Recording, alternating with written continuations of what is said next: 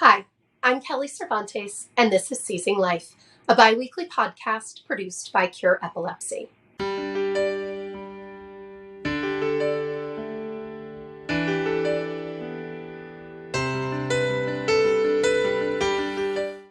This week on Seizing Life, I'm happy to welcome Miles Levin to the podcast. Miles has lived most of his life with seizures, having been diagnosed with epilepsy as a child. He is a filmmaker and epilepsy advocate who wrote and directed the short film Under the Lights, and is currently working toward turning it into a feature film. Miles is here today to talk about his experience growing up with epilepsy and how representation in movies and television can play an important role in educating the public and removing the stigma that often accompanies an epilepsy diagnosis. Miles, thank you so much for joining us. I am so freaking excited to have you on and to be able to talk about your incredible short film, Under the Lights, which everyone, as soon as you are done watching this interview, if you have not already watched it, please go find it on YouTube. And I'm sure we'll get lots of other direction and places that we should visit to support the film. But before we get to discussing the film, I want to get a little bit of your background, Miles. What is your experience with epilepsy, and how did epilepsy come into your life?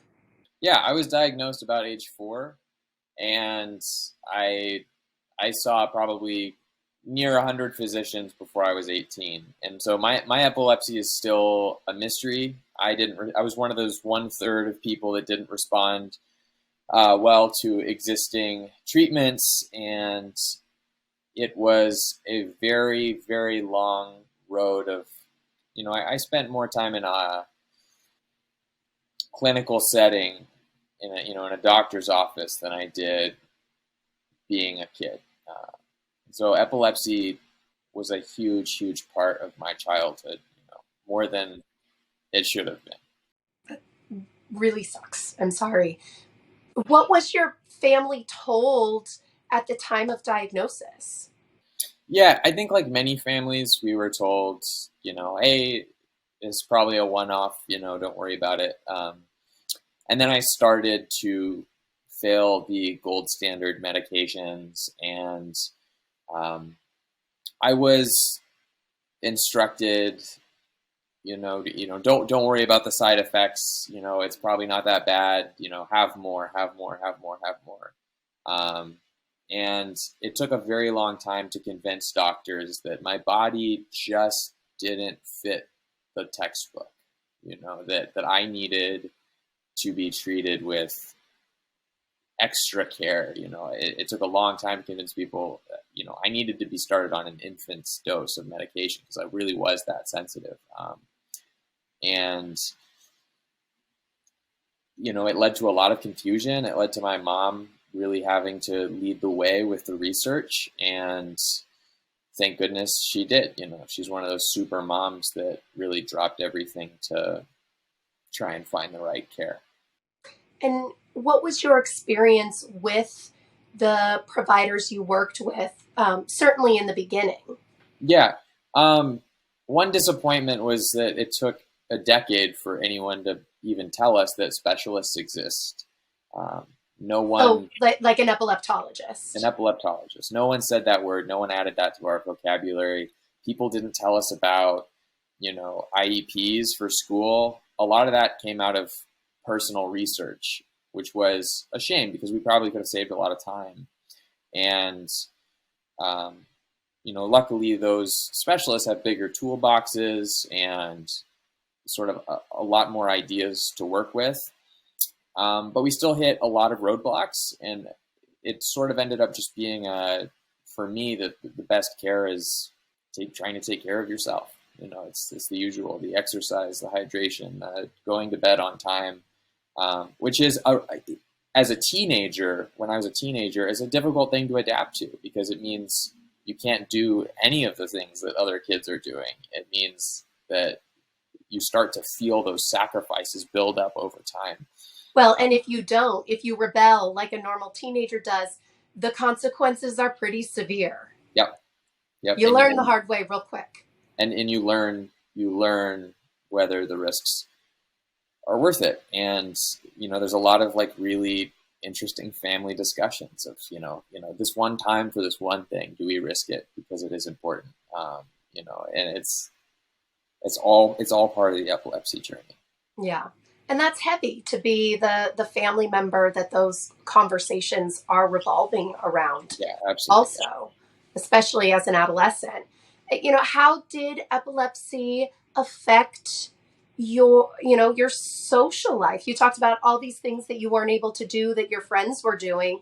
What was that impact on you socially and emotionally?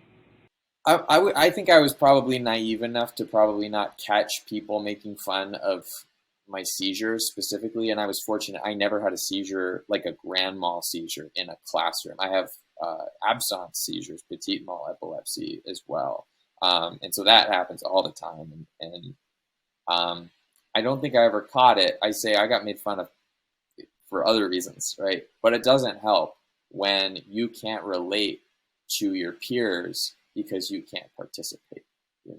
You can't go to that party. You can't go on even like the field trips. You're the kid who couldn't go on the field trip.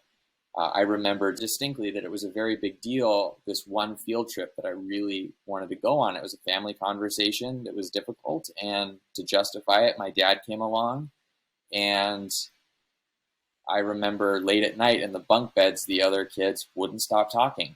They wanted to stay up late and make jokes and stuff. And I was panicking that if I couldn't sleep, maybe I have a seizure, and then it would be over. Forget social life. We're done. And I got furious and I got angry. And their response was, well, if it's such a big deal, then why not? Then just don't come, which is, I think, it's a version of that is the common attitude of the way people deal with people with disabilities. Right. And what they don't understand is that, okay, well, don't come on this field trip, but it also means that, like, don't go on this activity and don't go to that sleepover and don't go on that, trip to see the concert with your friends. Like, it's not just this one thing. It's how it affects your entire life. Yeah. So Miles, you mentioned IEPs and how you weren't aware that was, accommodations were a thing that you could ask for. How did that affect you academically? I mean, I have to imagine, and please correct me if I'm wrong, but a lot of times, you have seizures, absence seizures you mentioned, that's going to affect your memory and your ability to retain information, I have to imagine. So, I mean, my biggest challenge was I needed extra time on tests because you're in the middle of writing a sentence and you need to figure out, okay, where was I? Math was the toughest thing because if you're in the middle of showing your work and you have to stop and then you don't know how you got there, so you have to do the problem again, and then you stop and you don't know how to get, like, how did I get here? So you have to do it again, and then you get frustrated, so you have more seizures. Getting my homework done on time was brutal, and I was really, really trying. I was a great student, and so luckily, these schools, again, I got lucky that once I knew that I could ask, that they knew that that was something that they could and had to provide, and it wasn't usually a problem. But I just think of what would have happened if no one had explained that to us, if we hadn't come across that information. It would have been disastrous. It would have been absolutely disastrous. Hi, this is Brandon from Cure Epilepsy. Did you know that 30% of those diagnosed with epilepsy do not respond to current medications? That is why, for over 20 years, Cure Epilepsy has been dedicated to funding patient-focused research to find a cure for epilepsy. Learn more about our mission and our research by visiting cureepilepsy.org. Now back to Seizing Life. I know that you started attending a camp for kids with epilepsy around this time. How did that help you with all of the sort of social emotional understanding and just being able to relate to other kids? Yeah, I have this vivid memory of my epileptologist saying, "Hey, I'm a doctor at this camp. It's all kids with epilepsy. You should go. You would love it." At the time, it was in Yosemite. It was, we do all this amazing stuff. You should come and be a counselor. And I thought, no way. Like, I don't want to go spend a week focusing on the thing I like the least about myself. Like, when I thought epilepsy camp, I thought like, oh, we're gonna have, this sad, support group type, like, dismal environment. And I went back for 7 years. And in the years after that, I went back just to visit. This year I went for 2 hours just to be there. It was just a regular camp where these kids got to be kids for the first time in their lives.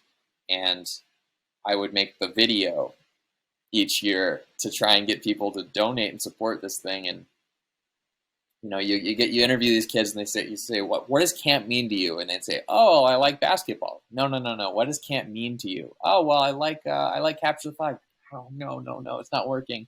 And the minute you turn the camera off and you ask these kids, what does this mean to you? You hear things like, I'm 15 and I've never made a friend before. Or you hear, my siblings are so afraid I'm going to get hurt when my parents are gone that they lock me away. And you hear all these stories that are a part of the epilepsy narrative, this quiet story that happens behind closed doors that people don't talk about because they can't talk about it. Because what's the world going to do when they hear that? They're going to continue to treat you even more differently. So I learned just how bad the stigma is. I learned just how lucky I am that I was, for whatever reason, never told not to talk about it. And so I could, and I learned that if you can talk about it, you need to. Yeah. How have you managed the stigma piece of epilepsy? You say that you talked openly about it. Were you met with stigma? Stigma is a simple beast. It's a disastrous problem, but it is a simple beast. It's a lack of information that leads to a fear response. People react fearfully to things they don't understand, which also means that the only thing it takes to solve is information. And most people identify as good people, right? Most people want to believe that they have a good heart.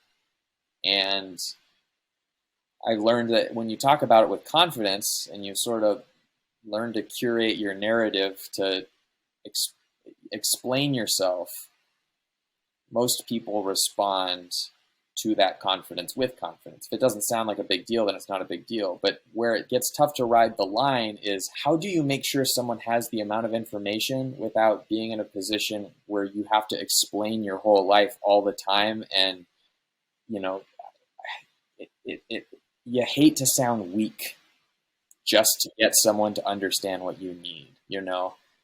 Someone hears the word epilepsy, they got all kinds of questions, and then you got to calm them down. And even if your epilepsy is not that pronounced or not that complicated, or most of the accommodations most of us need are very, very basic things that don't cost anyone anything, and yet we're always in this position where we are trying to convince people that we're not scary, and that's that's like stigma adjacent, and that's something that I deal with all the time. That epilepsy is an invisible disability, and you have a choice. You can gamble not to say anything, and maybe nothing bad happens, and maybe we don't run into anything where someone has a question.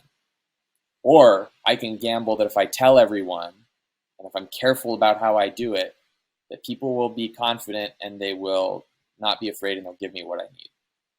So you have to have a prepared script, essentially, for the different individuals in different situations.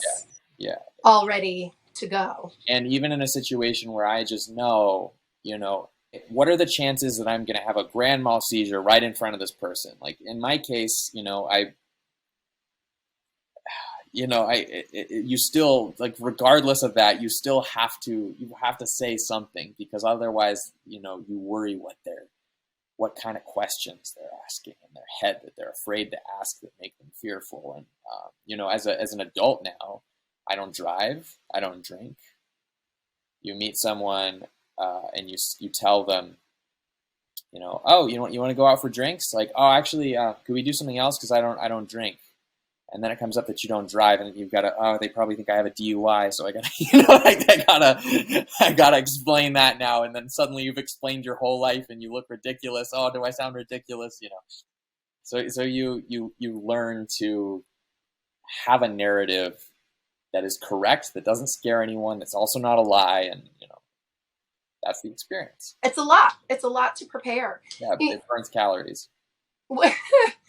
All right, now the part that we've been waiting for, I'm so excited to discuss Under the Lights with you. So for anyone who hasn't seen it, it is about a high school student who wants to go to his prom. He has epilepsy, and it is photosensitive epilepsy. So he knows that the lights are going to make him have a seizure, but he is determined to attend the dance. What was your goal in making this movie? Coming off of the camp and showing these camp videos, I would get up to speak at the Northern California Epilepsy Foundation Northern California fundraising gala, and I would speak and I would talk about what these kids would say and the stigma. And I eventually just started to realize I was accomplishing nothing. I'm talking to people who care. I'm talking to people who know. If you come to a fundraising gala for epilepsy, chances are it's because you already know about or care about epilepsy, until the school bully, the educator, the employee, the employer, the people who don't know anything about epilepsy are in the room. We don't move the needle on stigma. So as a filmmaker, I knew that other much smaller minority groups were having way bigger success telling their stories and being heard through cinema, because cinema is one of those, it's maybe cinema and television are maybe the only places in our culture where people go out of their way to seek stories they haven't heard before. That's what attracts them to click on it, to search it on their TV. That looks new. I haven't seen something like that before. And they're not in a position where they're feeling like they're being educated. They're not being talked down to. They're just being entertained. And they walk away with a point of reference that hopefully is empathetic, is hopefully authentic. And then if someone has a seizure in front of them or they meet someone who has epilepsy, their first thought is going to be, I think I saw something about that once. You're instilling empathy because now they have knowledge. This is what I say is I can't cure epilepsy, not personally, but there is medicine for cruelty, and it's empathy. And that is something that I can do. It's something we can all do. But I went to my foundation and I said, I'm going to make a short film. And I just want to prove to you that this can be done, because there's a lot of skepticism when the only time we've seen seizures in movies and television is on a hospital show or in a horror movie. And cinema and television are responsible for a lot of the stigma we still face. When someone comes up and says, I'm going to make a seizure movie, there's some concerns, right? And so I made this thing, and I had two goals. One, the epilepsy community is going to see themselves fairly, honestly, authentically, and empathetically on screen properly. And for many people, that will be the very first time. And I hesitate to say this, but more importantly, the world is going to see who we really are, and we don't have to explain ourselves anymore. We can just say, watch this. And the film played Academy qualifying film festivals. It won awards. Kids who didn't have epilepsy came out of the woodwork. Today someone made an action figure of the main character and sent me a photo. Kids made fan art. They gave speeches, rap songs. A lot of this was before the film came out. It's a 10-minute short film. It's mind blowing, and I was right. I was right that the public is ready for this. It just has to be packaged in such a way that they want it, and it's their idea. And it's we had kids sending in videos saying, this is a direct quote, if this movie had been available when I was 17, it would have changed my life. And so this is what I'm dedicating my time and my world to, is making my experience and the things that I've been through worthwhile. Yeah, art matters. I wanted talk about your experience making the movie, because I've worked on a couple film sets, and it's they're not calm, peaceful, restful work environments, right? Like, they are long hours. There, it is stressful. As unionized as the industry is, like, you're lucky to get proper meals at proper times. That does not mesh well with proper epilepsy care. No, it's a ridiculous career path for me to have chosen, but I've had to turn down endless opportunities that could have changed everything for me because we're replaceable, and if I don't have control over the schedule and I have to say I can't show up at that time, I can't stay out that late, suddenly it's, well, we'll find somebody else, right? And so my solution to that was just, well, I'm going to learn how this is done, and I'm going to get good at it, and I'm going to make movies. And so when it's my set, it's my schedule, and when I get to choose the team, people want to be a part of it because they love me and they believe in me, and because I treat them well, and if I can build a set that accommodates me, it also accommodates everybody else. It is a healthier set for everyone else. And I do take precautions, but I've never had a problem on one of my sets, because it is designed to be fair. Yeah, you're changing the way epilepsy is viewed, and also proving at the exact same time that maybe film and TV sets don't have to be such harsh places to work, that it is possible, shocking, to make good, incredible art and also treat your employees like the humans that they are. Yeah, there's a reason why we're not always hearing directors openly talk about their disabilities, because they want to be hireable. And so this is like, I'm taking a risk here, but I want to help build a world where people understand that these kinds of accommodations, 9.5 times out of 10, it's just about listening. It's all usually totally doable stuff. And then you get to have a new voice telling your story, and that's an important, beautiful thing. So I understand that there is a feature film version of Under the Lights in the works. You have a script. Where are we at? Yeah, so Under the Lights is in development to be a full-length movie destined for streaming services, and I want to take what we did on the short and scale it up so that it is the biggest epilepsy awareness moment of all time, and to make something that lives forever.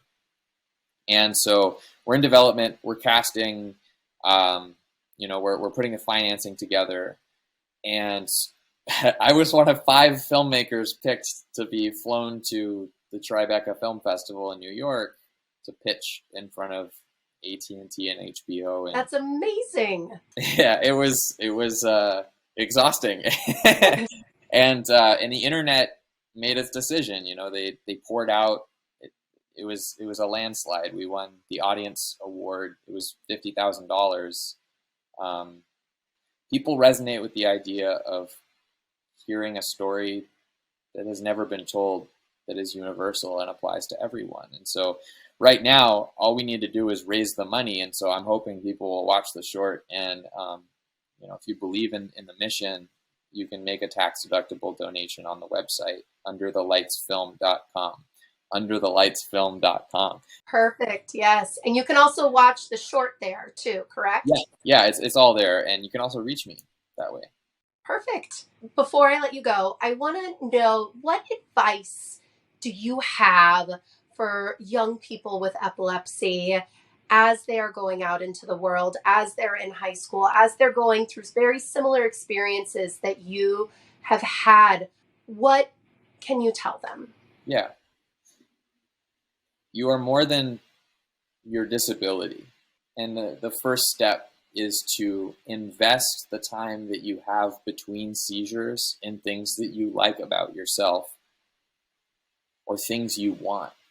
And The most striking thing of going to camp was hearing kids introduce themselves saying, I have epilepsy, and also my name is. And the first thing that we can do is, ask the question, do you like to cook? Do you like to garden? Do you like to knit? Do you like to draw? Use the time that you do have on those things. Because as soon as you identify as, I am this, I am this, I am this, my name is, and I also have epilepsy, and you can move that further down the hierarchy, then you become everything but epilepsy. So for me, I'm Miles. I'm a filmmaker. I, for whatever reason, like making cheese, and I also have epilepsy. That's amazing. Miles, thank you so, so much for sharing your experience, for sharing your art. Please, anyone, everyone, go watch the short, watch it again. Thank you so much, Miles. Thanks for having me. This was fun. Thank you, Miles, for sharing your experiences and insights about living with epilepsy. We wish you the best of luck in bringing the feature-length version of Under the Lights to the big screen. As Miles discussed, he is one of the 30% of people with epilepsy who are not able to attain seizure control through current medications. For those who have drug-resistant epilepsy, the best hope for new treatments is research. For more than 20 years, Cure Epilepsy has funded patient-focused research, supporting more than 270 research grants in 17 countries. We hope you will support our continued efforts to fund research that will lead us to a cure by visiting cureepilepsy.org/donate. Through research, there is hope. Thank you.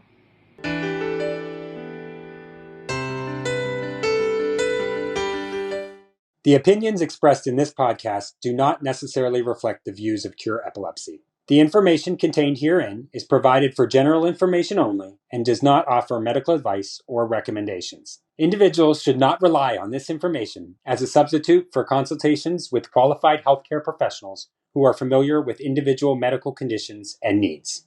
Cure Epilepsy strongly recommends that care and treatment decisions related to epilepsy and any other medical conditions be made in consultation with the patient's physician or other qualified healthcare professionals who are familiar with the individual's specific health situation.